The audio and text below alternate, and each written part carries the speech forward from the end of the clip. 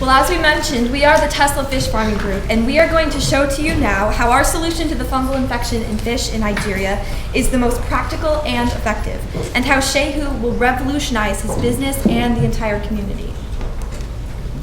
A little bit of background from Shehu. Shehu produces about 2,500 fish per harvest.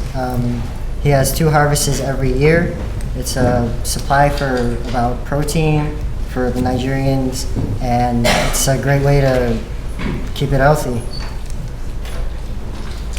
Alright, so here's the decision matrix. Basically what we use this for to see which problem was worth the most that we should have addressed. So we had all these brainstormed problems that we came up with, and we put it against the constraints or like a criteria, and basically we judged it out of a rank of 5 being the best, 1 being the lowest. And we found out that preserving young fish after hatching is the most critical problem that we should address. So Now for the issue. The eggs that are excreted by the female tend to be infected by a fungus. This causes the death of many newly hatched fish. Up to 200 to 500 fish die per every 1,000 fish. This can be up to a 50% loss in revenue. In the pie chart, the red represents the dead fish and the blue represents the alive fish. If Shehu takes in around 1,000 fish and half of them die, and that's his loss, and then other half that survive as his profit. So that's the worst case scenario. The best case scenario would be that only 200 out of 1,000 fish were lost, and then 80% of the profit would be his gain, and then the 20% would be his loss. But our goal is to get that under 1%.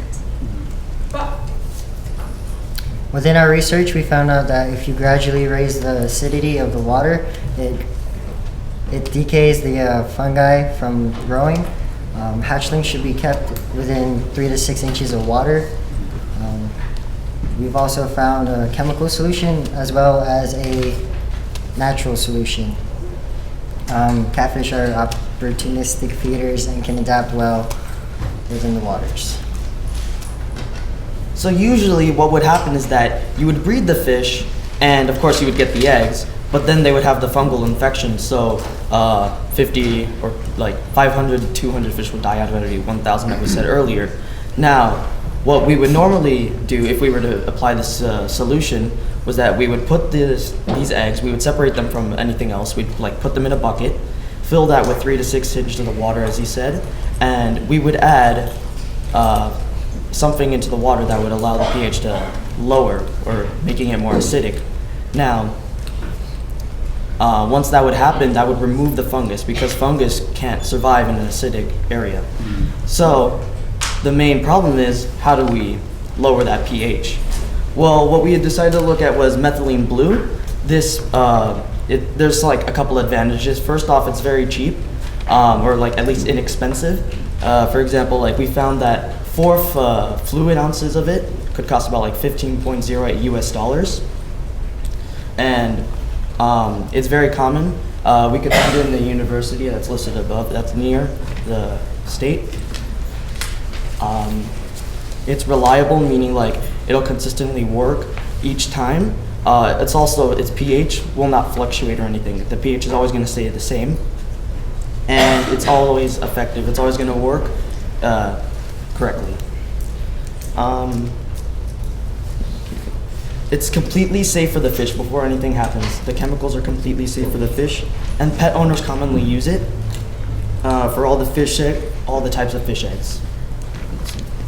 Now, if for some reason Shehu decides that a chemical solution is not feasible for his business, there are also natural ways to lower the pH of the water.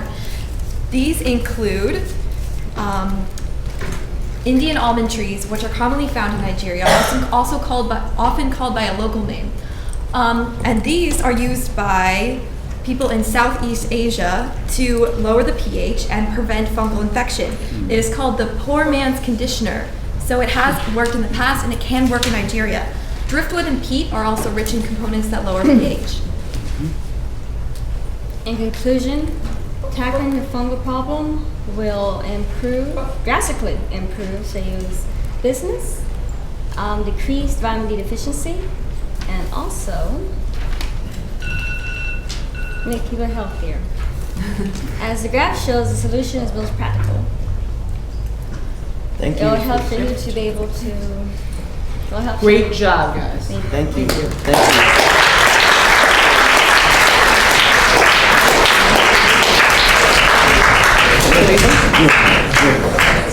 All right, real quiet. Keep moving through. Khalifa. Great presentation, great ideas. So pragmatic that people at the grassroots can easily use it. I think I love you providing two solutions to the problem. One, the acidic, and the other one is natural. If you cannot get this one, you can go for the other one, which is good for the business. And also, I think I can ascertain the fact that the university nearby, Wakataba Balewa University, is having a very big fish farm and also using the same thing you prepared to the business owners. I think it's a very good solution, and I think you've done a great job. Thank you. So you're one of those teams who never wasted a second here. And everybody, I mean, so everyone knows they made handouts that weren't, hey, 2 words, it's a page. You copied a page and made it 4 times. Being a leader, it takes a long time to become a leader, to get stuff done. It's repetitive. You have to do the worst stuff along with the fun stuff. And you guys did all of it. You guys went, go back to your first slide for me real quick. I think I love the fish. Why the fish? Keep going, yeah. You drew that, right? I photoshopped that fish. Yeah.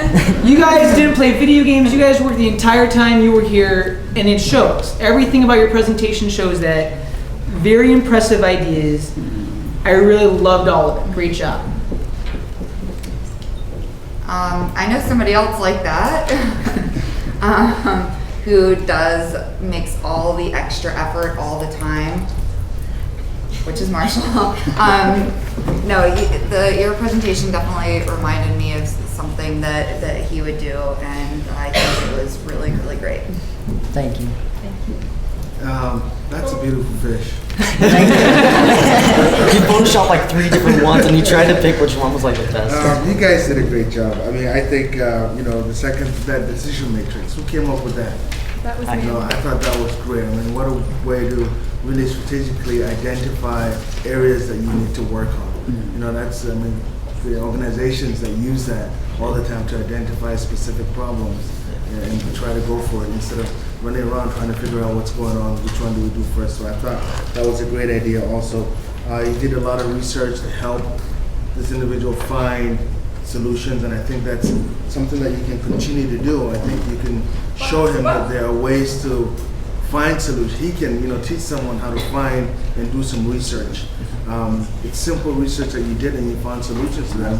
The Tafawa Balewa University is right there. You identified some natural ways to do that. So I think as a business owner, you guys have to help him see ways that he can continue to do those researches to make his business better. As Marshall said earlier, being a leader is about leading, but also it's about teaching people how to, find their own resources. So if you can continue to do that, I think that's great. Wonderful presentation. Khalifa has one question real quick. It's not a question. I also want to appreciate the academic approach to your own presentation. It makes a lot of sense to many people. Great job. We wanted to make sure that our final solution was like very practical, Yeah. making sure like everyone can be able to do it, especially in like the poorer country of like Nigeria. Nice job, guys. Join the Global Young Innovators Initiative. Transform the world. www.icantransformtheworld.org